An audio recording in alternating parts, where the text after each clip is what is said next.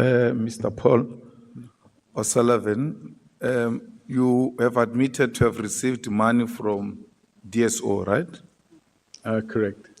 And therefore, these documents that are presented before you are not in any way suggesting that they might be fraudulent. They're just confirming exactly what you have confirmed, that you have received money. Well, I've never seen the documents before, but the document would appear to me, if I recall correctly, the amount that was paid to me at the time was 100,000 Rand, not 1 million Rand. The question was not, have you seen the document before? The question was, what is reflected on this document is exactly what you have experienced in your account. Yeah, but not the 1 million. Why? No one has said 1 million. 1 million is a person who was trying to. It says 1 million. No. There's no one who says 1 million.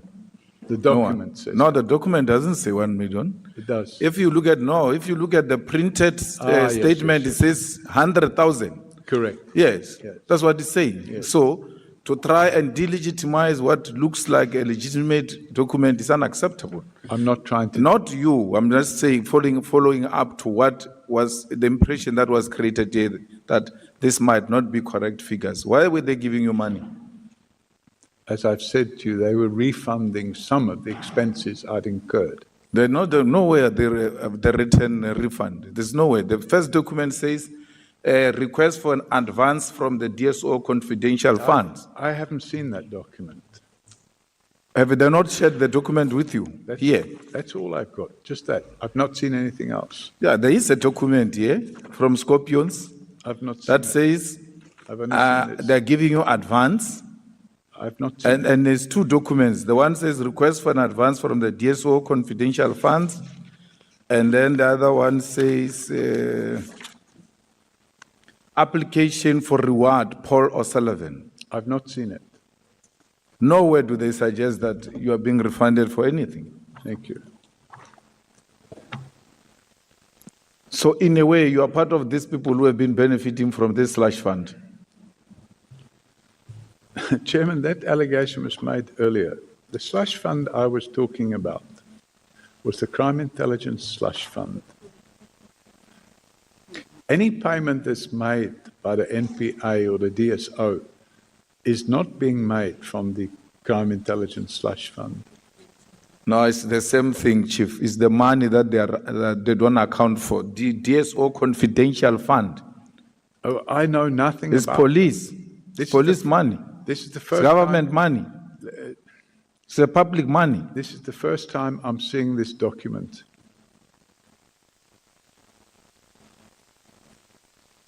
And in fact, what they did internally, I don't know about it. I just know that they made a contribution to some of the massive expenses I'd incurred in respect of investigations that I carried out in relation to the two projects. The one was called Project Coffee, and the other one was called Project Bad Guys.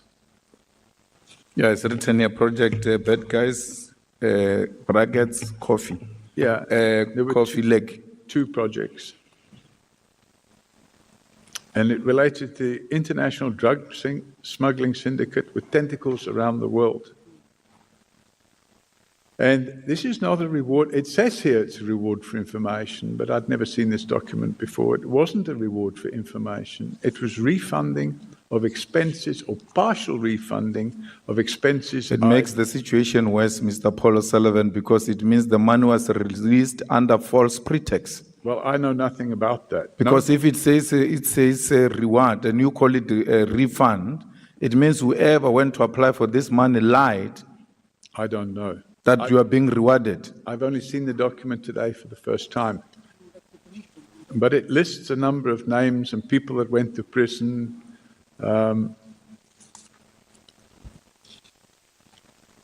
So, yeah, I'm seeing it for the first time today. Okay, let's leave that one. At least we confirm that you have received the money. We're just not finding each other about why you received the money. I just want you to assist the committee in relation to your professional background. So, did you complete O-level or A-level? O-level and one A-level. One A-level. Yeah. What that is equivalent to what in South African terms? I don't know how you equate it. I suppose it would be something like a matric. So you've got matric. They don't have a matric. No, I'm saying it doesn't matter what they call it. I think it would be called the equivalent of a matric. You've got an equivalent of matric. Correct. From there, which post-matric or post-A1 level did you go to? So University or technicon or anything of that sort? I went to a technicon, but I'm not prepared to discuss my educational background. Which one? I said I went to a technicon, but I'm not prepared to discuss my educational background. I made that clear. No, you're going to have to discuss your educational background because you took our money. We hired you at AXA. At AXA. No. That's our money. Okay. You only get that money if you have reached certain particular qualifications. So we want to see if you received that money legitimately. Which money? AXA. You worked for AXA. They were paying you a salary. They paid a salary. Yes. And I gave them a good return on that money. No, it doesn't matter. Did you get any tertiary qualifications? Yeah, I did. Which is what? I'm not prepared to discuss it. But I want to check if you're qualified. You go ahead and check. No. I want to check with you if you're qualified to be head of aviation security. Well, then you should perhaps speak to us. And if you look at the report of the 2002, there is no even such a structure in the organogram of AXA. In the report of AXA, there is nothing called group aviation security, group heads aviation security. You are the only person who's using that concept. No one at AXA is using that concept. Even the advert, there were 2 adverts that year which were taken out. None of those adverts say group head aviation security. They say aviation security. So I don't know where you're getting your information from, but I think it's defective. I'd like to refer you to a page in the annexes.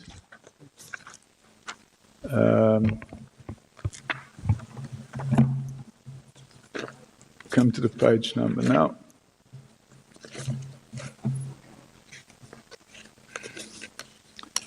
I'd like you to refer to page 62.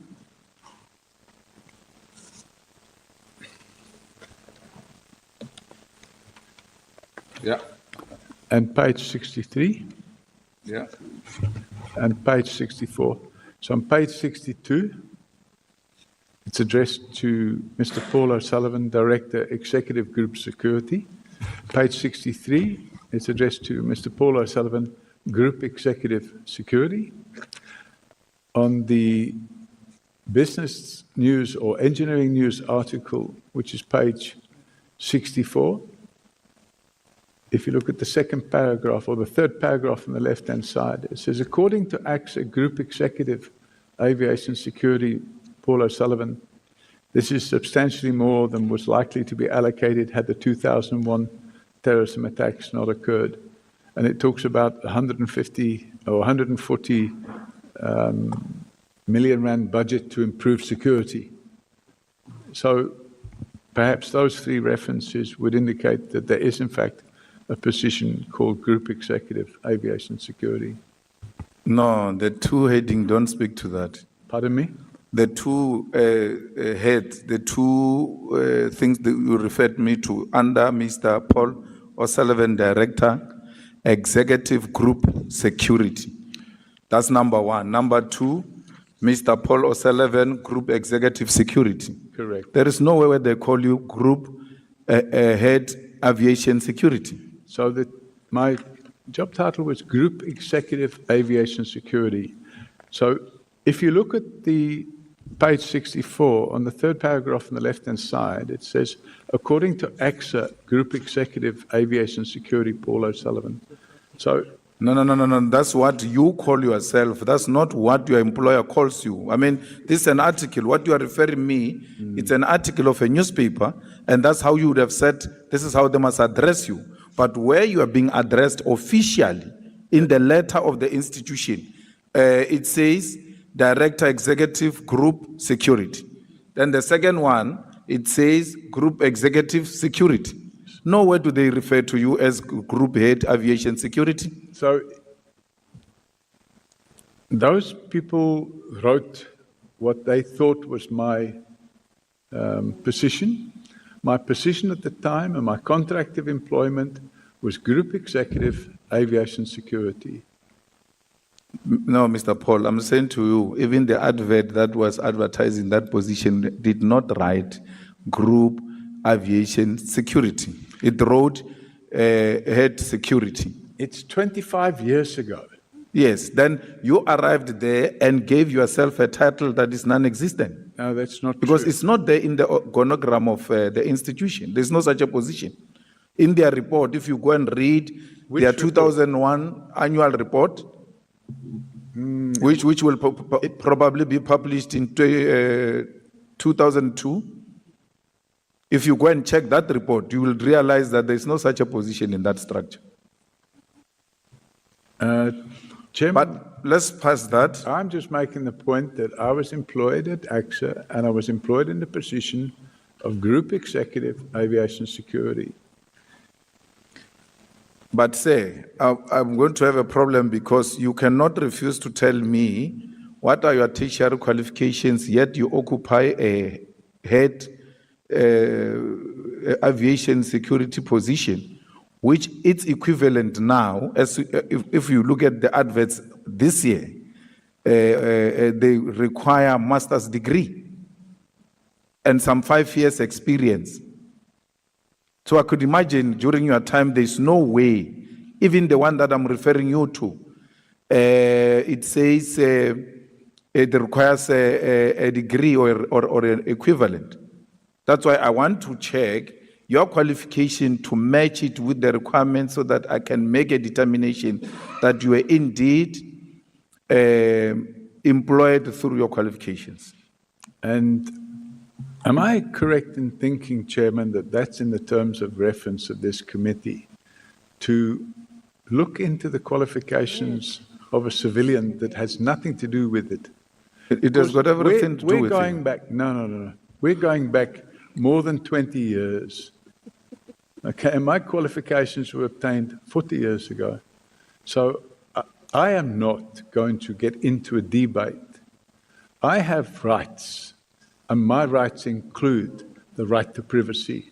And you would know from the Constitution.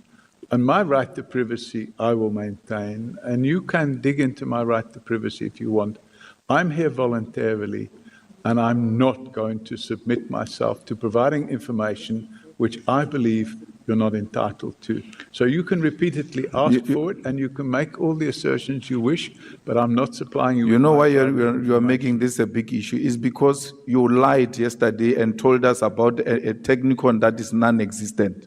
Oh, really? Okay. It's not there. You did. You told us that you went to some Manchester engineer or something. The chair can confirm that. Okay. You said that yesterday that you went to Manchester Technicon or something, and then when we went to research that institution, you said you went to a training in engineering. Yeah.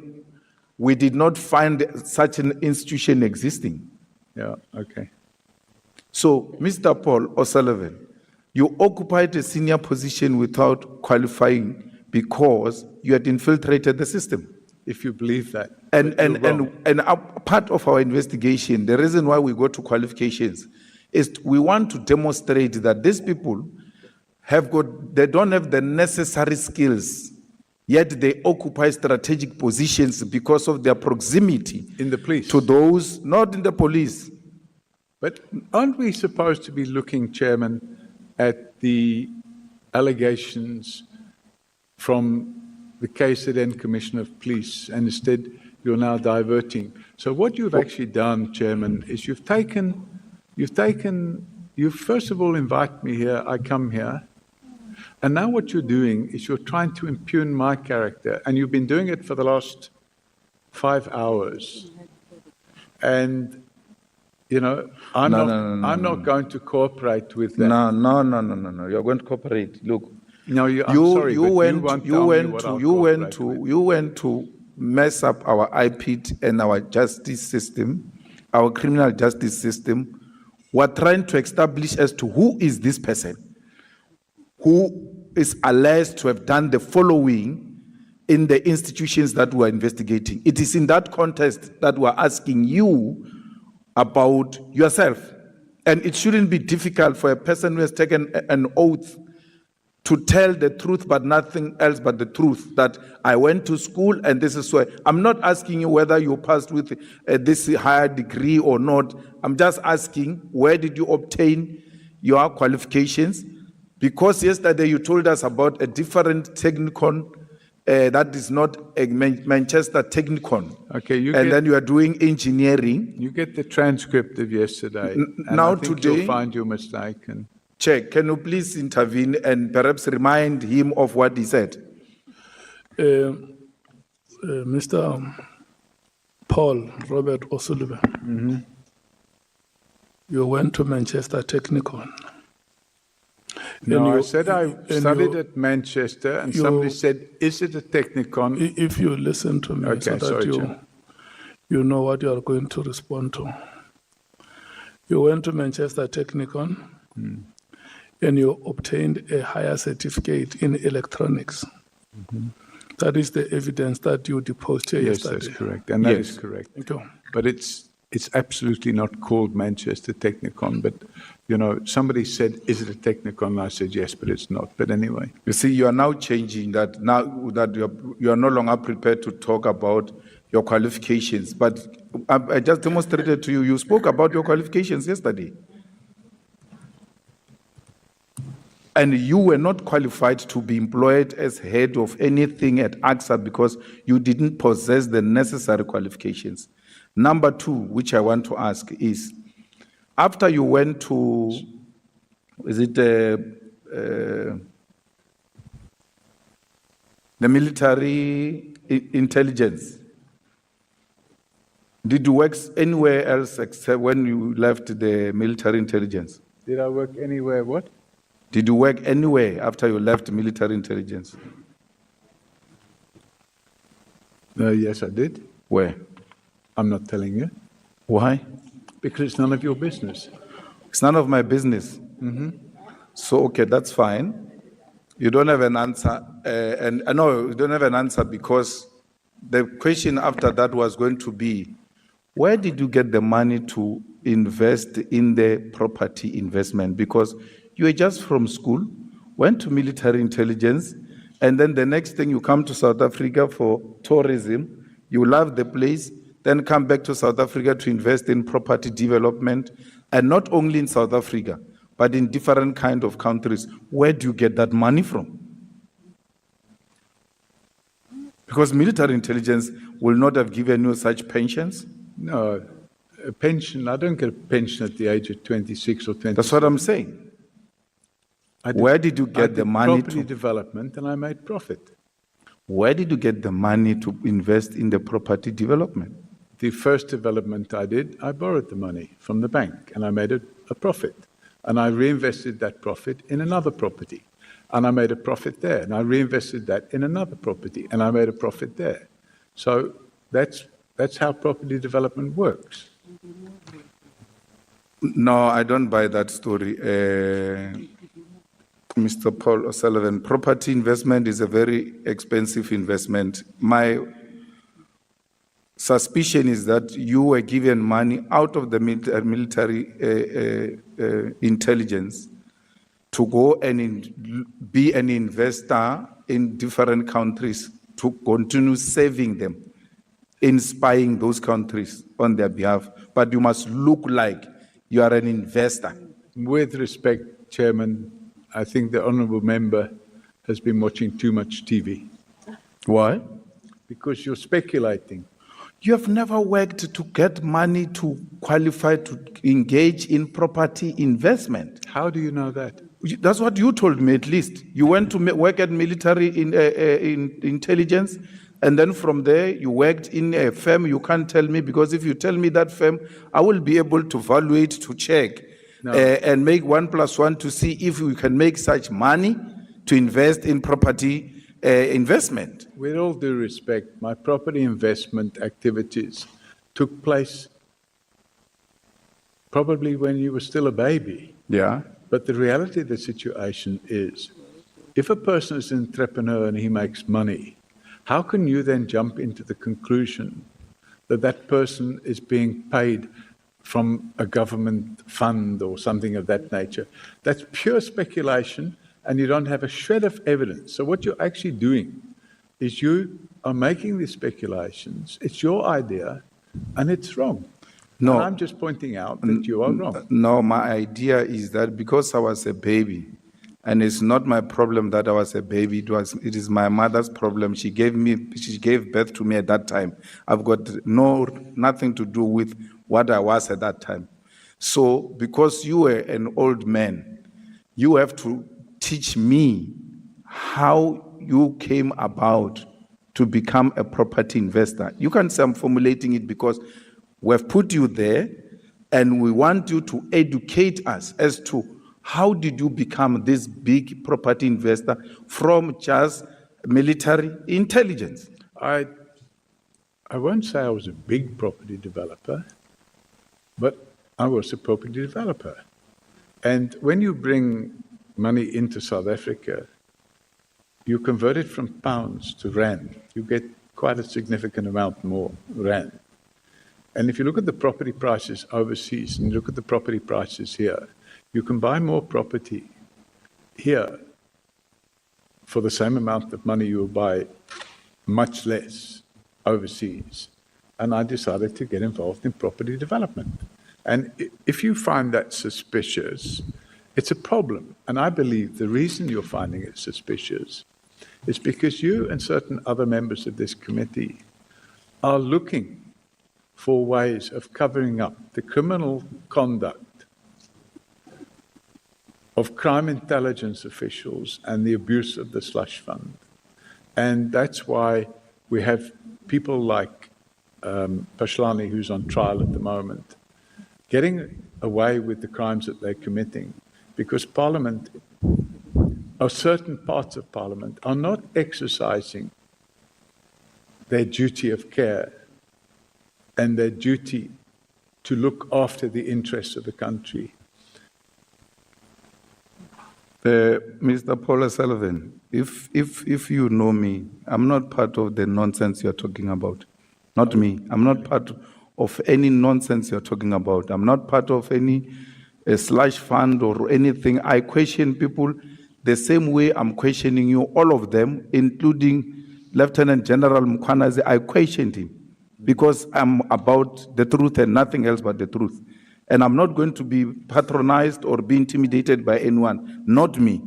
They can try with other people, not me. Okay. So you must never ever group me with people who are involved with some people who are doing wrongdoings in the crime intelligence. If you have been following the proceedings here, you will see that I've taken the same posture with everyone. You are talking about former General Patlani. He's still coming to us. We are not done with him. When his turn comes, we'll attend to him. You are saying you are a certified fraud examiner. Mm-hmm. Who certified you? The Association of Certified Fraud Examiners. So, association where, here or in the USA? It's a US, it's based in Austin in Texas. So they give you a certificate which you perhaps attached here, which we can make reference to confirm that you are a certified fraud examiner. Well, if you look at page 73,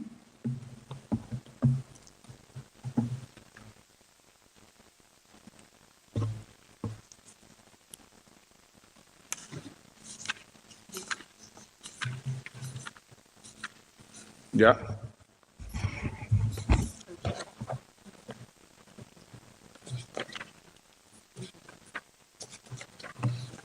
And if you look at page 67, 6-7. so page 67 says, Association of Certified Fraud Examiners, South Africa, chapter number 91, ACFESA, Certified Fraud Examiner of the Year, 2014, was awarded to Paul O'Sullivan for his contribution to the fight against fraud and white-collar crime. And if you look at the page 73, it says again, Association of Certified Fraud Examiners, South Africa chapter, ACFE, hereby awards Paul O'Sullivan with the Certified Fraud Examiner of the Year Award 2022, with all rights and privileges under the bylaws of the ACFE SA chapter. So what requirements must one have to be admitted into doing this type of qualification? I'd have to go on the website and have a look because, but you have to take exams, you have to undergo quite a lot of training. Yeah.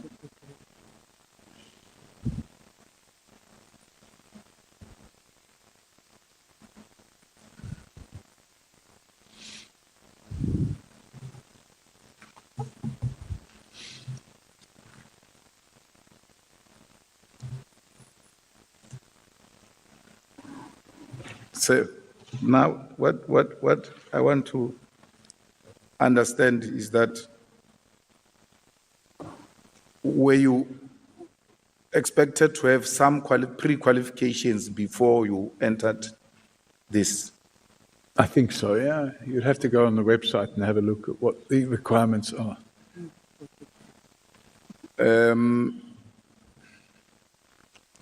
The issue of security clearance, you said to me at that time when you were head of aviation security, the issue of security clearance was not a requirement.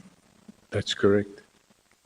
No, but when we look at the necessary act that was applying at the time, that was a requirement. It became a requirement in 2003. That was after you left? No, before I left. Uh-huh. It was made a requirement in 2003. And then when they found you without having the security clearance, what happened at the national key point? Then I could no longer be the national key point officer, and I could no longer be sitting on the National Aviation Security Committee. Have you ever been found guilty of a GBV, What's GBV? gender-based violence? Yes, in 1999, I paid a 500 Rand admission of guilt fine for an alleged assault. And in retrospect, I probably shouldn't have paid the fine, but my lawyer at the time advised me that either there would be a trial or I could just pay the fine and it wouldn't be a criminal record. Unfortunately, I paid the fine. It was made a criminal record, and then it was subsequently, what do they call it? Expunged from the record. Do you still have your firearm license? Yes, I do. Is it not the requirement that when you are found guilty of such a thing, they should withdraw your firearm license? So there wasn't a trial and I wasn't found guilty. I just paid an admission of guilt fine. It's like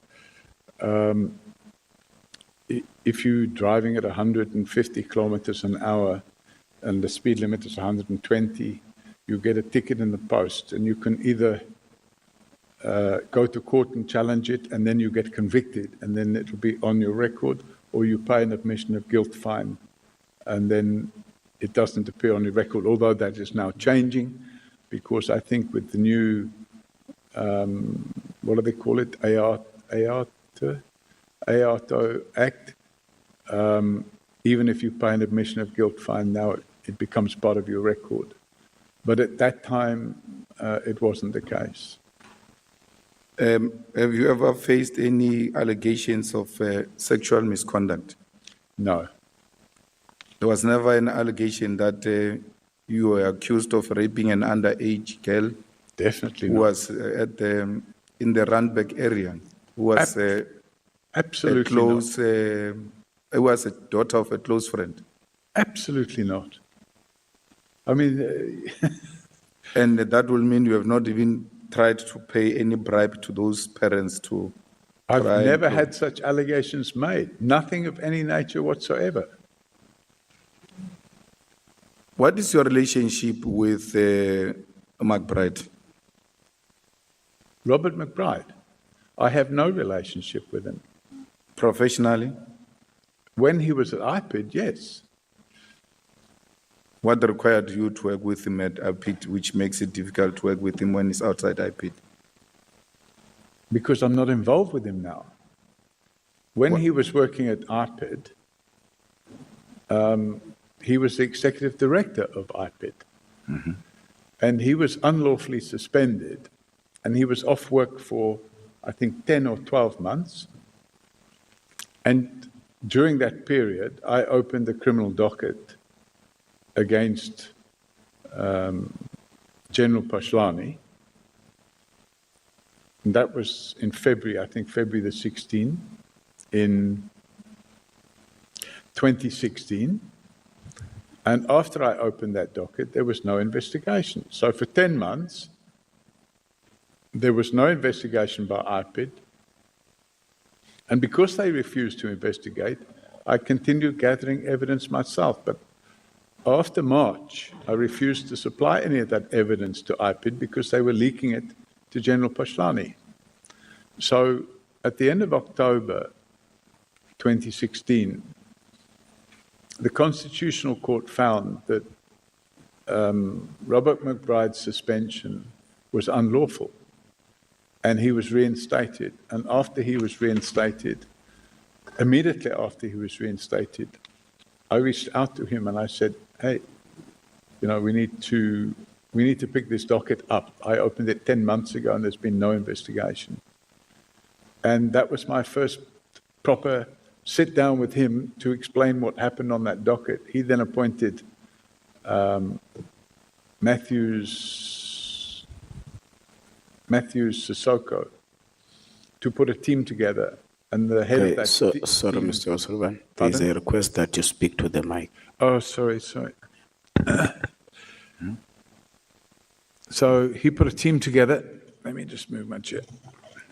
He put a team together and the investigation was carried out.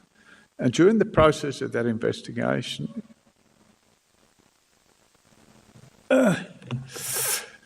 3 weeks into the investigation, there was a threat to murder myself and to murder Mandla Mashlangu, who was leading that team. And as a result of those threats to murder myself and Mandla Mashlangu, we had further meetings, and it was decided that we needed to find out who these threats were coming from or where they were coming from. And they managed to trace the phone to a police official that worked at OR Tambo, but the police official claimed that he lost his phone the day before the threats were made. So it never got anywhere.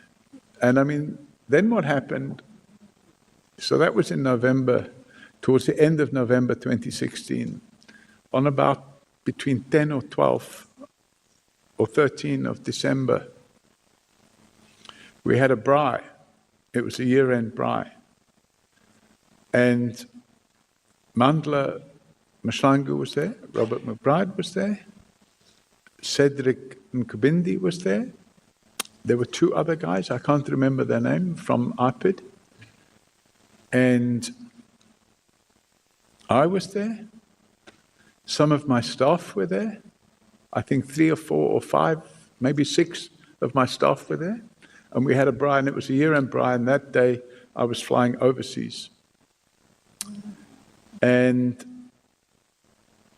3 days after that braai, General Prince Mokateri, who was then the unlawfully appointed head of DPCI in Gauteng, leaked a media article through a private investigator by the name of Chad Thomas to the media. And the article alleged that a secret meeting took place instead of a braai, and that the purpose of the secret meeting was to discuss overthrowing the government, and that the persons present at the secret meeting, apart from myself and McBride and others, was the DA and AfriForum and a journalist. Of course, the whole thing was fabricated. See, I'm being very patient, but my time. But the media made a big meal of it, a massive meal of it. So I then invited General Mokateri to take no, not I. Robert McBride invited General Mokateri to take a polygraph test, and he agreed to take the polygraph test. And I said to Robert McBride, he should also take the polygraph test. So he did take the polygraph test. And after he took the polygraph test, which he passed, and the question was, were you at a meeting where you talked about overthrowing the government? And he passed. And the question for Mokateri would have been, is this case you opened for allegedly overthrowing the government real or not real? And he refused to take the polygraph test. So that was kind of the end of it. That's fine. And then Naim Kasim, what is your professional relationship with him? Naim Kasim, if I go back to, trying to remember the year, either 2011 or 2012, I'm trying to remember the year. Naim Kasim was a client. He came to us. He asked us to carry out an investigation in respect of certain events that had taken place with him. He owned an OK Bazaar in Brits, and he alleged that certain people had threatened him and beaten him, and he had the video evidence and stuff like that. So we sat with him, we interviewed him, and we carried out an investigation. So he was a client? He was a client, yeah. Moti will also be a client? Today. Moti is your client? No, the company, there's a, Zunaid Moti owns a group of companies called the Moti Group. And today... Now I'm talking Zunaid Moti. Yes, Zunaid Moti is not a client. It's not your client? No, but he owns... You don't work for him? No, he owns a group of companies, and the group of companies are clients of ours. How many passports do you have? 4. Yesterday you said 3. Yeah, so because my passport was running short of pages, I got a second passport. So I have 2 South African passports, 1 Irish passport and 1 British passport. No, you did an interview, I can't remember, with you in a book where you said you've got 4 passports. Yes, I have 4 now as well. Yeah, South Africa, Ireland, Britain, and then the 4th one? South Africa. So you have 2 passports of South Africa? Yes, because when you want to go to a country, you have to have pages in your passport. If your pages run out, you can't enter a country because you need to have so many blank pages. Also, if you want to get a visa to go somewhere in your passport, you have to leave your passport at an embassy. No, but those are passport books. Passports means passport. Yes, I'm talking passport. You have the one that is full, it doesn't matter if it's full. I just wanted to know. Because when I say how many passports do you have, I mean, which many countries do you belong to? 3. 3. Yeah. South Africa, Britain, Ireland. Correct. Only. Yes. So you have 3 passports, not 4. Well, actual Passports documents, means I have you're- 4. I have 2 South African passports, obviously valid. Thank you so much, honorable members. That time has come to an end. Honorable Matthys.